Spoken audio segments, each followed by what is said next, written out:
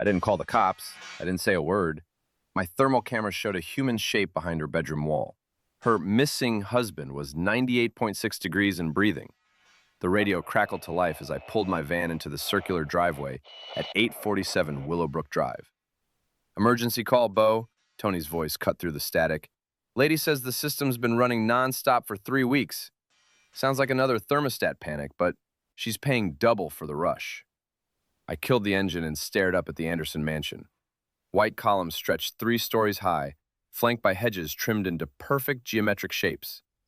February morning air bit at my face as I grabbed my thermal imaging camera and diagnostic tablet from the back. The FLIRE8XT felt familiar in my weathered hands. 23 years of reading heat signatures through walls, finding problems that others missed. Just another rich homeowner who probably changed the thermostat and panicked, I thought, checking my watch. 9:15 a.m. on a Tuesday. Should be straightforward. The system doesn't lie, it just tells you what you don't want to hear. My steel-toed boots crunched on the pristine gravel as I approached the front door. Before I could knock, it swung open. Thank God you're here. Melissa Anderson clutched a designer robe tight around her shoulders, her voice trembling despite the warm foyer behind her. Blonde hair perfectly styled even at this hour, but dark circles under her eyes betrayed sleepless nights. The system just won't stop running. It's been like this since... She paused, dabbing at her eyes with a tissue.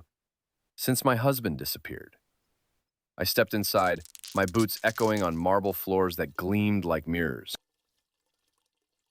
A crystal chandelier cast rainbow fragments across the walls, but the house felt cold despite the obvious wealth. The distant hum of an overworked HVAC system reached my ears, labored breathing from somewhere above us. When did this start, ma'am? I asked, setting my equipment case down carefully on the pristine floor. February 4th, the night of the break-in. Her manicured fingers twisted the tissue. Marcus just vanished that night. The police think he was taken, but they found no signs of forced entry. And ever since then, the air conditioning won't stop. I followed her up a curved staircase, mahogany banister smooth under my calloused palm. Family portraits lined the hallway, Marcus in expensive suits, Melissa draped in pearls, their daughter Emma with gap-toothed smiles. Perfect family frozen in silver frames. But my trained ear caught something else.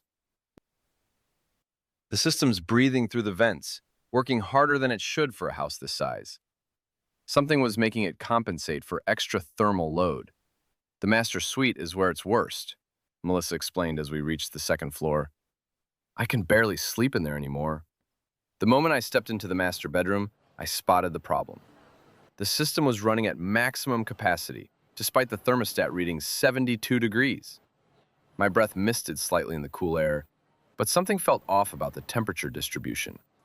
It started right after Marcus disappeared, Melissa repeated, wrapping her arms around herself. I don't understand why it won't just stop. I knelt beside the main air handler, pulling up diagnostic data on my tablet. The numbers painted a clear picture. Energy consumption graphs spiking far beyond normal parameters. Ma'am, your system's been working 40% harder than normal for the past 3 weeks, I explained, showing her the screen. That's not from a thermostat setting. Something's generating extra heat in this room. The data didn't lie. Temperature spikes between 2 a.m. and 6 a.m. daily, exactly when most people would be sleeping. Melissa's face went pale, and she clutched the doorframe. That's impossible, she whispered. There's nothing different about this room. But my instruments told a different story entirely. I stood up, thermal camera in hand, and began mapping the heat signatures through the walls. The master bathroom showed normal thermal patterns. Pipes, electrical, nothing unusual. The exterior wall read correctly for February weather, cold blue seeping through the insulation. Then I moved to the wall behind the walk-in closet. Mrs. Anderson, I need to check your closet ventilation, I said, stepping past designer dresses and expensive suits hanging in perfect rows. The thermal display lit up my screen in orange and red, normal heat signatures radiating from the drywall. But there, in the back corner, a roughly human-sized section read blue cool, as if something behind the wall was absorbing or blocking heat. In 23 years of HVAC work, I'd never seen anything like it. Is there supposed to be anything behind this wall? I asked, running my hand along the drywall. It felt solid, but the thermal signature didn't lie. Something was there, something warm-blooded and breathing. Melissa's voice came from behind me, higher pitched now. Just the guest room closet, but that's been sealed off for renovations. I turned to look at her, thermal camera still in my hand. The heat signature on my screen pulsed gently, rhythmically, like a heartbeat, like someone trying very hard to stay perfectly still. "Ma'am," I said carefully, "you're running about 3,000 BTUs over capacity here, and I think I know why." I moved closer to the wall, running my palm along the drywall surface. To my touch, it felt completely normal. Smooth texture, room temperature, properly installed.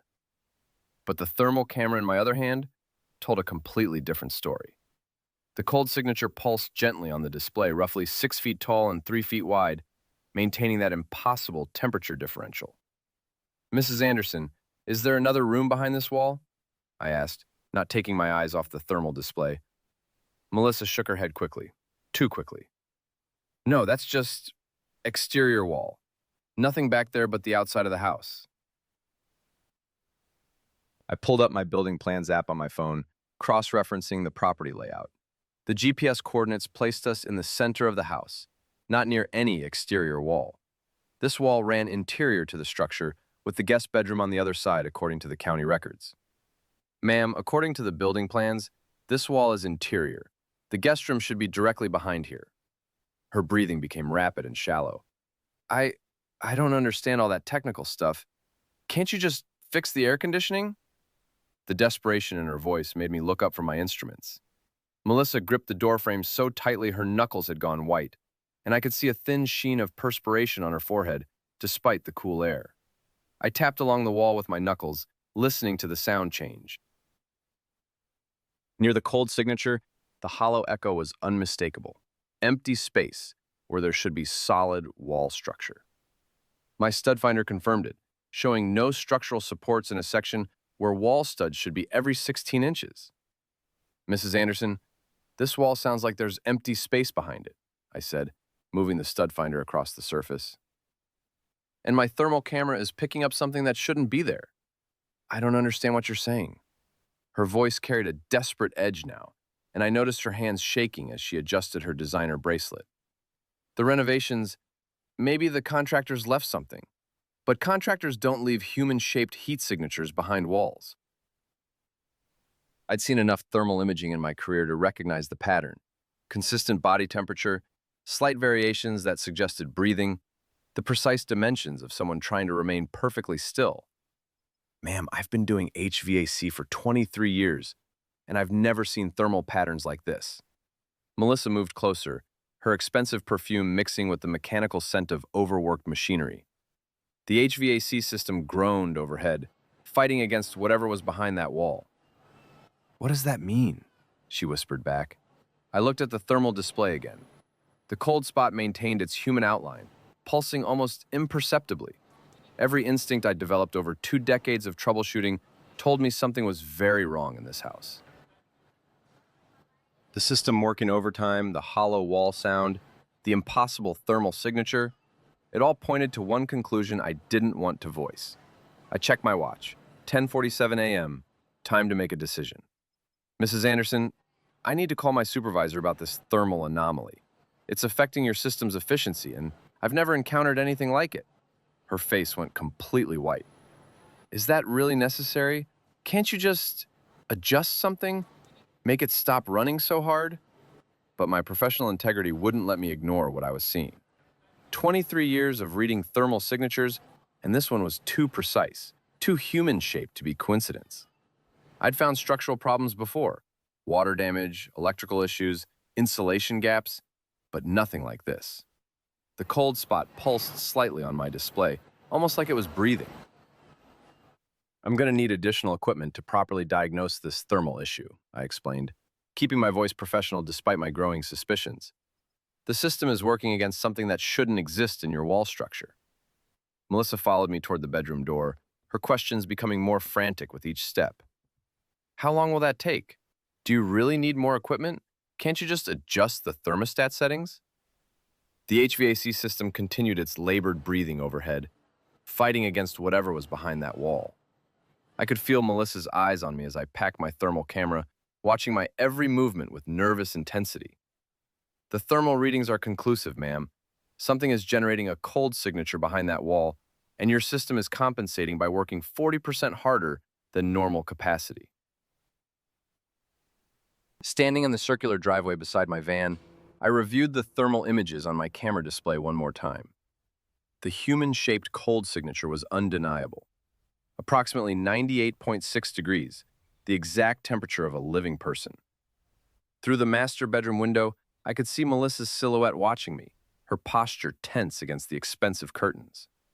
I pulled out my phone, scrolling to Detective Ray Collins' number. We'd worked together before on insurance fraud cases involving suspicious HVAC damage claims. Ray trusted my technical findings, and I trusted his investigative instincts. The thermal evidence was too clear to ignore. Someone was hiding behind that wall, and Melissa Anderson knew exactly who it was. Time to call in professional backup.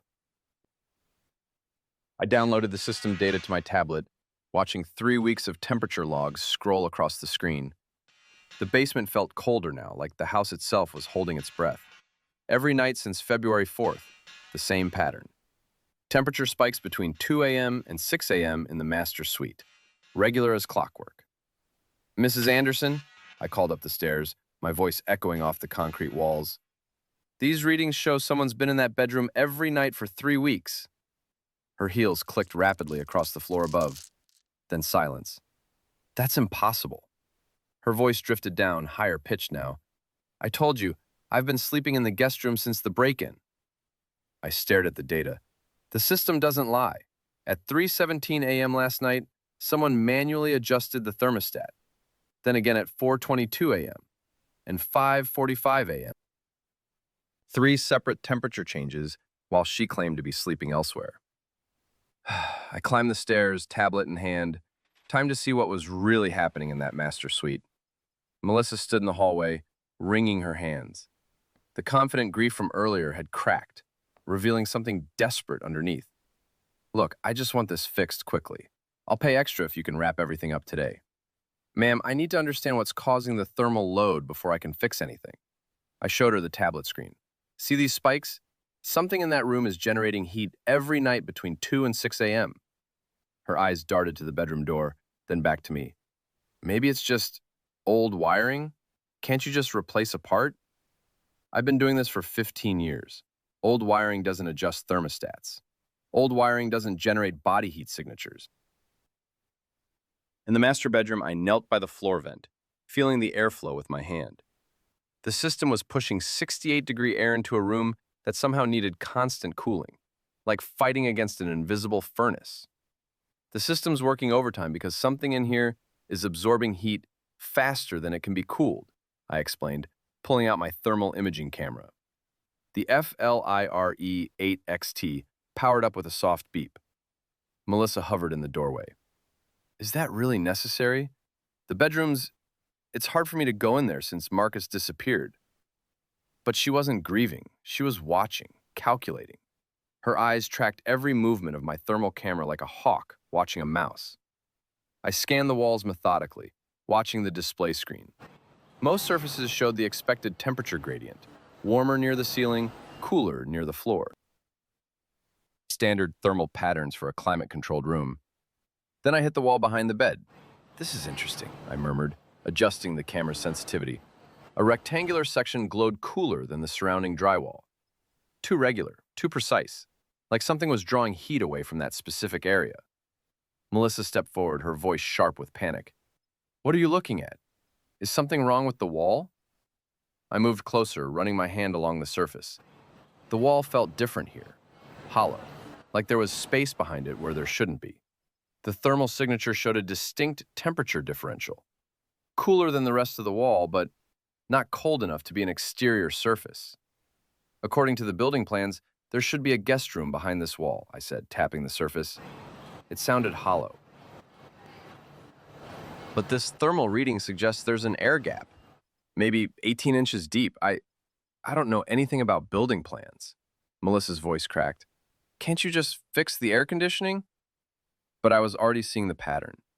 The thermal camera showed something else now, a faint outline.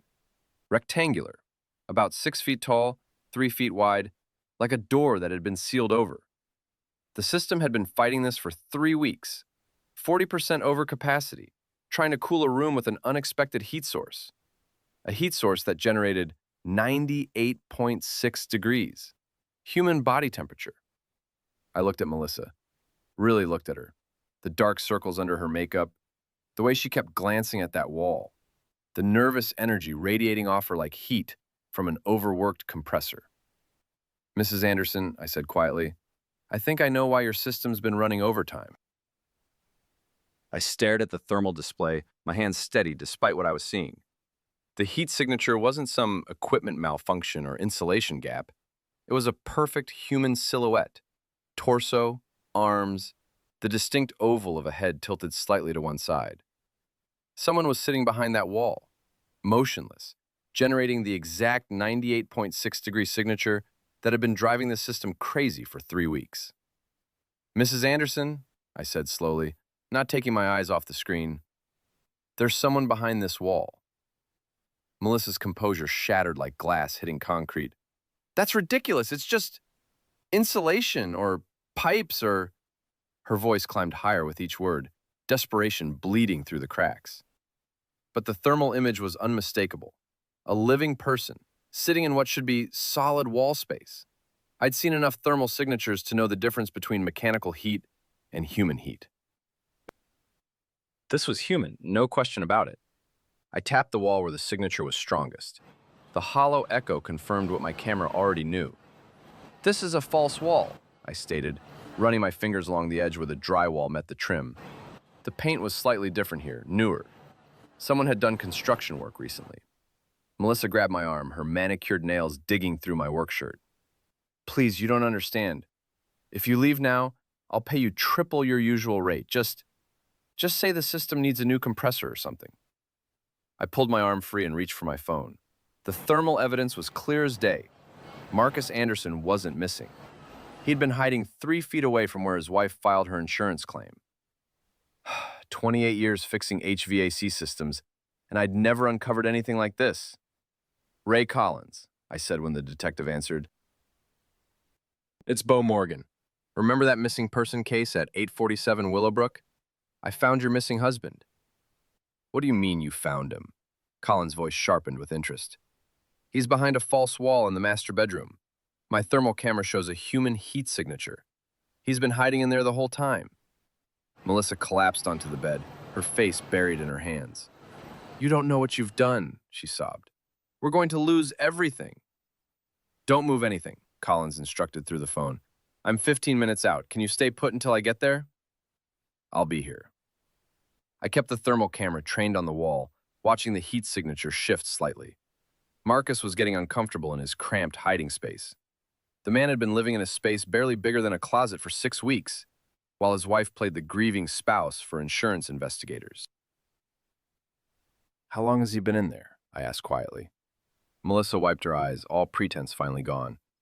6 weeks. We thought it would be easy money. Just hide until the insurance paid out, then Marcus would return with amnesia or something. She looked up at me with red-rimmed eyes. You have to understand, we're drowning in debt.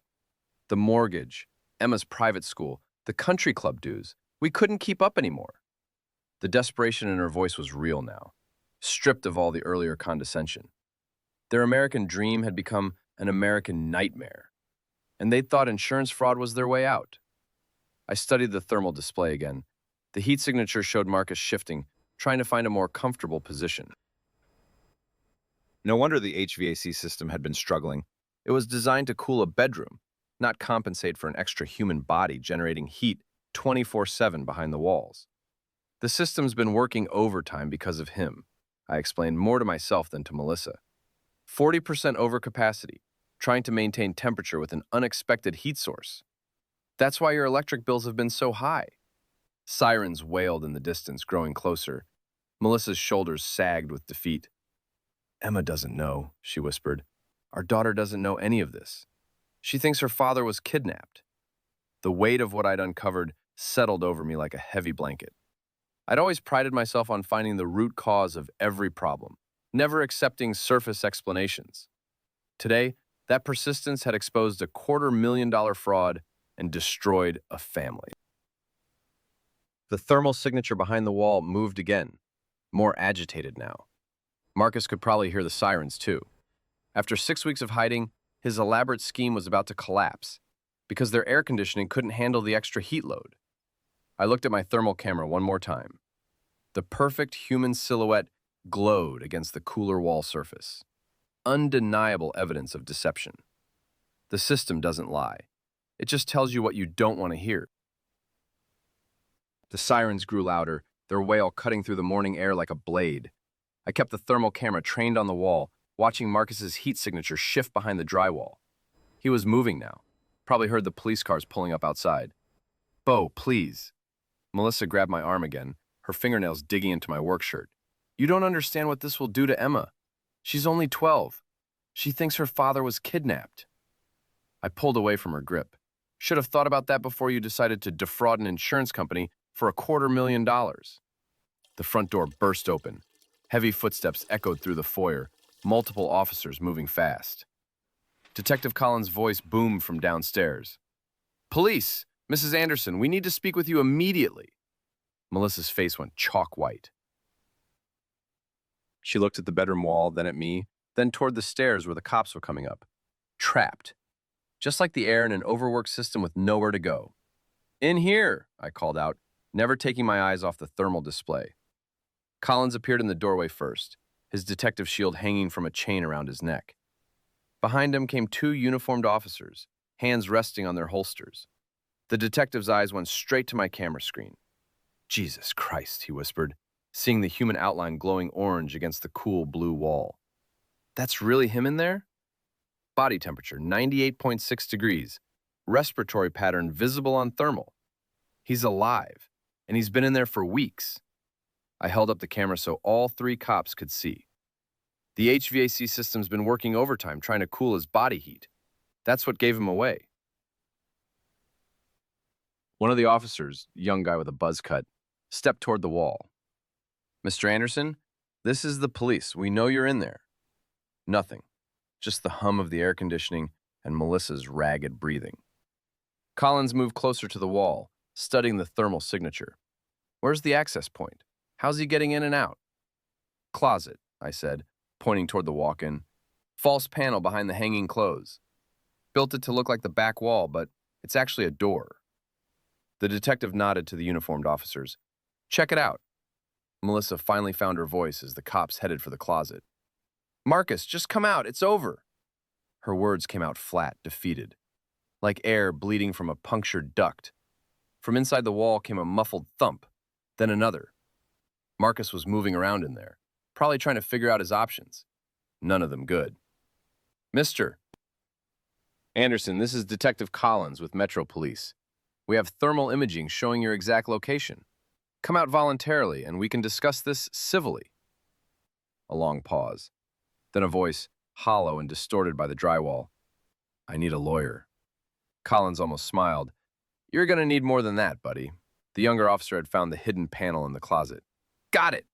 Hinges on the right side. Looks like it swings inward." He tested the edge with his fingers. Definitely a door. "Marcus?" Melissa called toward the wall. "Please just come out. Don't make this worse." Another thump from inside, then the sound of something being moved around. Probably supplies, gear, whatever he'd been living on in that cramped space. I checked my thermal camera again. His heat signature was moving toward where the door would be. "He's coming to the access point," I told Collins. The detective positioned himself near the closet entrance, while the two uniforms flanked the hidden door. Standard tactical formation. These guys had done this before. "Mr. Anderson, we're going to count to 10. Then we're coming in after you. Your choice how this goes." Collins started counting. 1, 2, 3. At 7, we heard the latch click. The false panel swung inward, revealing a narrow space behind the wall. Marcus Anderson emerged slowly, blinking in the bedroom light like some kind of cave creature. 41 years old, according to the missing person report. But he looked older now. Stubble covered his face, his expensive polo shirt wrinkled and stained. The smell hit us immediately. Body odor, stale food, human waste. He'd been living like an animal. Hands where we can see them, the buzz-cut officer ordered. Marcus raised his hands, squinting at all of us. His eyes found mine holding the thermal camera, then shifted to his wife. Mel, what did you tell them? Everything, she whispered. I told them everything. The detective was already reaching for his handcuffs. Marcus Anderson, you're under arrest for insurance fraud, filing false police reports, and conspiracy to commit wire fraud. As Collins read him his rights, I got my first good look inside the hidden compartment. 4 feet wide, maybe 6 feet deep. Sleeping bag on the floor, portable camping toilet in one corner, cases of water bottles stacked against the back wall, battery-powered fan to move the air around, food wrappers everywhere. 23 years in HVAC, and I'd never seen anything like it. Hands behind your back, Collins ordered, stepping forward with the cuffs. Marcus complied without resistance, his shoulders sagging as the metal clicked around his wrists. The fight had gone out of him the moment he saw my thermal camera. Hard to argue with physics. You have the right to remain silent. Anything you say can and will be used against you in a court of law. I watched the Miranda rights play out while documenting the scene with my phone. The hidden compartment was maybe 4 feet wide, 6 deep. Just enough space for a grown man to survive, but barely. Cases of bottled water stacked against the back wall. Protein bars scattered across a sleeping bag. A portable camping toilet that explained part of the smell. How long were you planning to stay in there? Officer Vega asked. Marcus looked at his wife. Until the insurance money came through. Another month, maybe 2. Melissa closed her eyes. Marcus, don't say anything else. What's the point? He turned to me. You figured it out with your equipment. The heat signature, right? I felt the temperature change when you shut the system off downstairs. I nodded. System was working 40% over capacity. Had to be compensating for something. I held up the thermal camera. This just showed me what? Detective Collins was taking photos of the compartment interior. Mr. Anderson, who built this hiding space? I did. Took me 3 weeks in January. Melissa told the neighbors I was renovating the master closet. Marcus's voice carried no pride, just exhaustion. I'm handy with construction, had to be, considering what we owed. How much debt were you carrying? Collins asked, still photographing. $200,000 on credit cards. Another $150 on the second mortgage. Marcus slumped against the wall. I lost 3 major clients last year. Market downturn hit financial advisors hard. Melissa shot him a warning look, but he kept talking. The insurance claim was for $285. Would have covered everything and left us enough to start over somewhere else.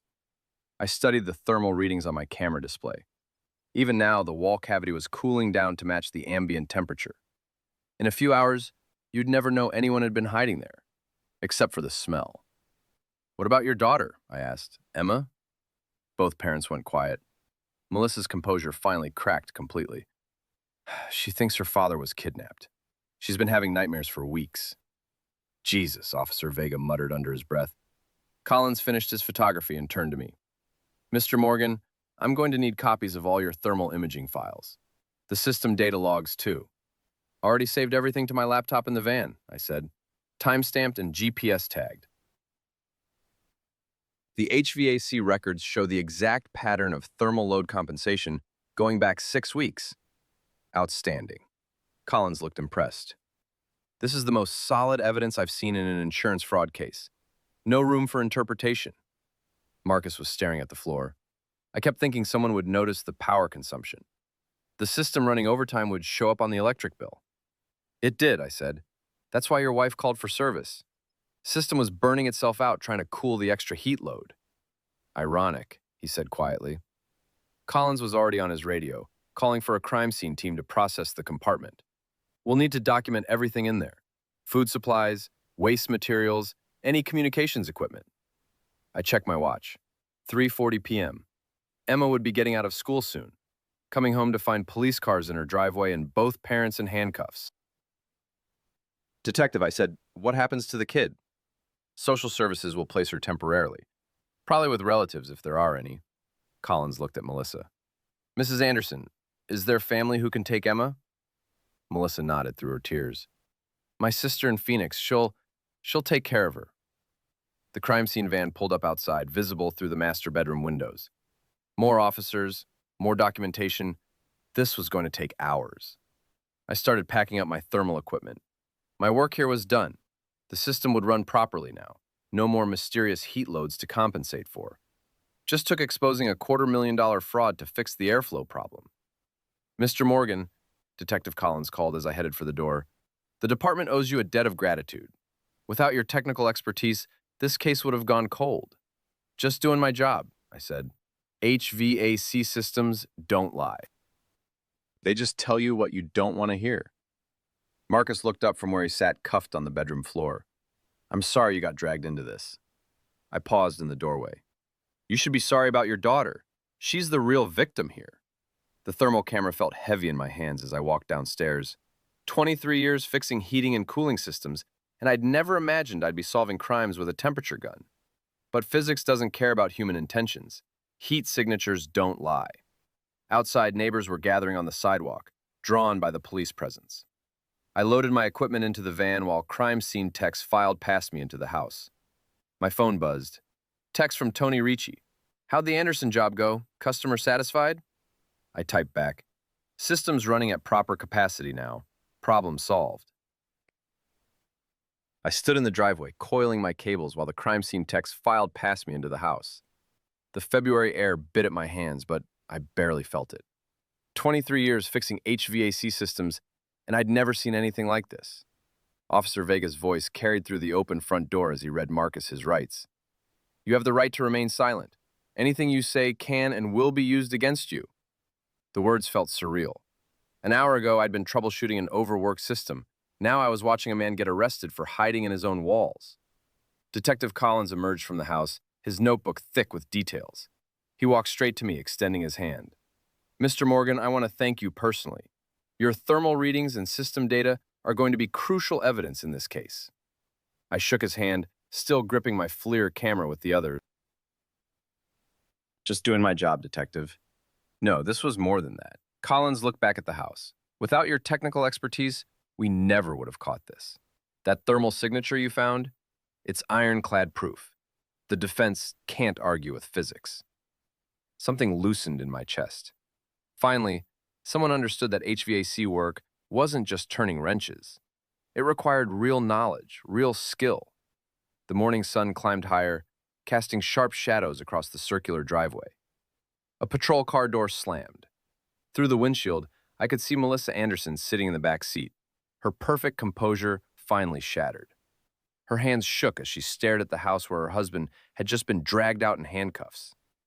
What happens to their daughter? I asked. Collins consulted his notes. Emma's at school. We've contacted her aunt in Phoenix. She'll be placed there temporarily while this gets sorted out. 12 years old. I thought about my own kids at that age, how their whole world could crumble in an afternoon. Some victories carried heavy costs. My phone buzzed. Tony Ricci's name on the screen. Bo? Just heard from Collins. Holy hell, partner, you caught them red-handed? Something like that. I walked further from the house, lowering my voice.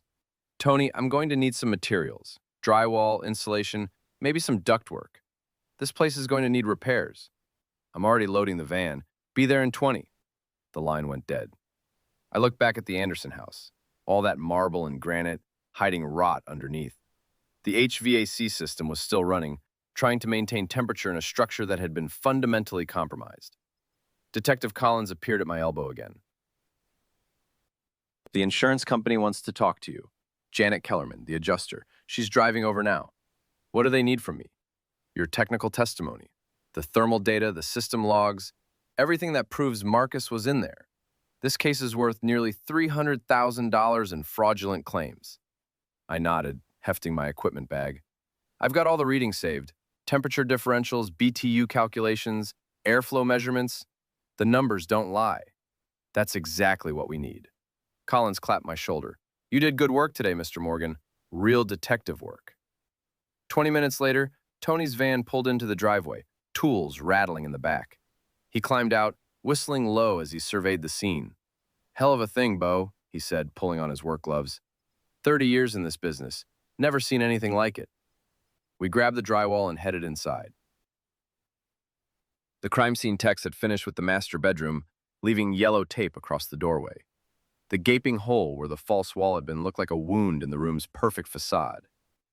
"Look at this craftsmanship," Tony muttered, examining the exposed framing. Guy knew what he was doing. See how he tied into the existing studs? And this ductwork modification? I crouched beside him, studying Marcus's handiwork.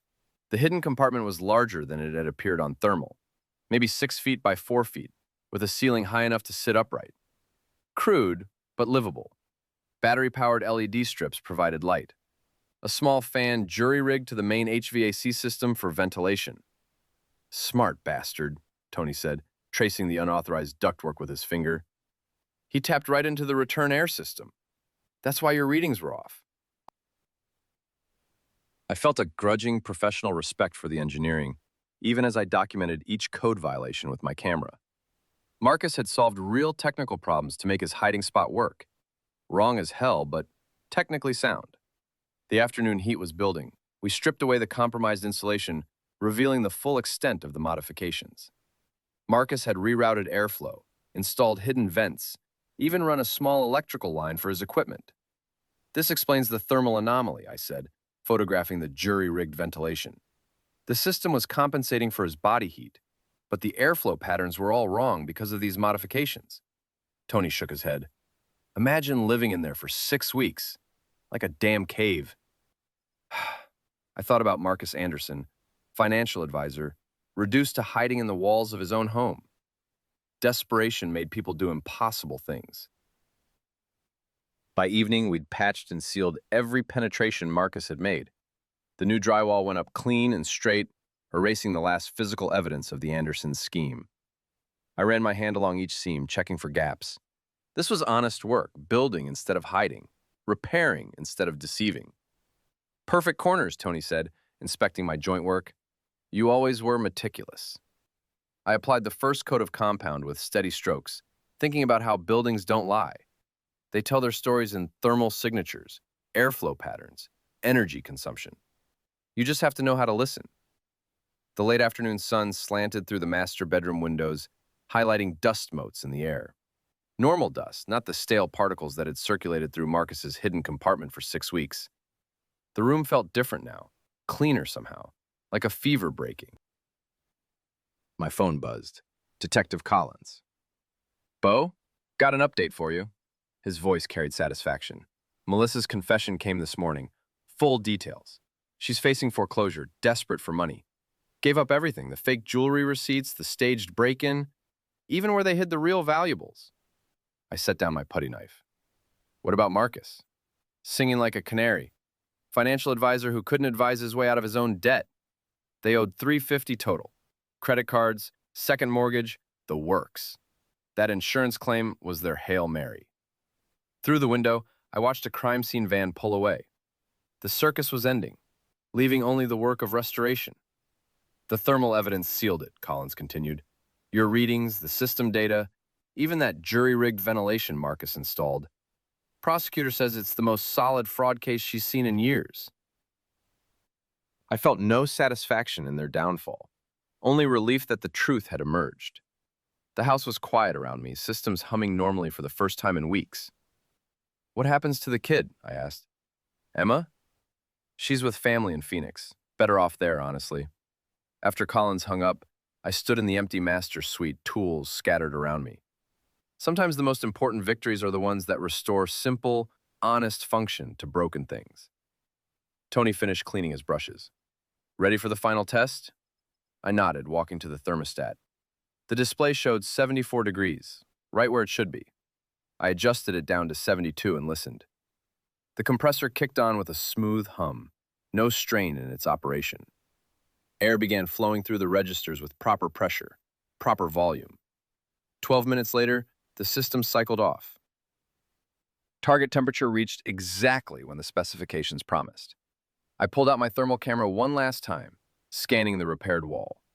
Uniform temperature distribution across the entire surface. No hotspots. No mysterious cold signatures. No human-shaped anomalies hiding behind false panels. "Beautiful work," Tony said, checking his watch. "System's running like it was designed to." The master suite reached equilibrium, All zones balanced, airflow optimized, no hidden loads throwing off the calculations. It was a small thing, perhaps, but it represented order, restored to a place that had harbored chaos. I packed my tools slowly, each instrument finding its place in my kit. The FLIR camera went into its padded case, the device that had started this whole unraveling. Tomorrow it would hunt for energy leaks and moisture problems. Honest work detecting real issues. Tony inspected the completed repair one final time, nodding approval at every detail. Professional job, as always, he said, signing off on the work order. Though I gotta ask, you ever wonder what would have happened if you'd just fixed the airflow and left? I considered that. The system would have kept struggling, fighting against Marcus's hidden heat signature. Eventually, it would have failed completely. Compressor burnout, refrigerant leak, maybe a fire from the jury-rigged electrical work. Buildings don't keep secrets long, I said. They tell you everything, if you know how to listen. We packed up in comfortable silence, two craftsmen who understood the satisfaction of work done right. The house looked normal again, no evidence of the drama that had unfolded here, but I knew the thermal imaging photos would tell this story in courtrooms for months to come. Standing beside my van in the circular driveway, I updated the service record on my tablet. System restored to normal operation. Wall insulation replaced, all zones balanced. Simple words for a complex resolution. The house looked peaceful in the evening light, its secrets finally exposed and healed. Sprinklers activated across the perfect lawn, another automated system doing its job without deception or hidden agenda.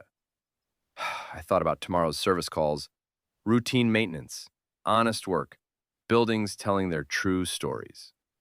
The HVAC industry might not get much respect, but buildings don't lie to those who know how to read them. 6 months later, I drove past 847 Willowbrook Drive on my way to another service call. New owners had moved in, a young family with children playing in the front yard. The HVAC system ran perfectly, maintaining comfortable temperatures in every room without strain or mystery. Detective Collins still called occasionally, consulting on cases where thermal evidence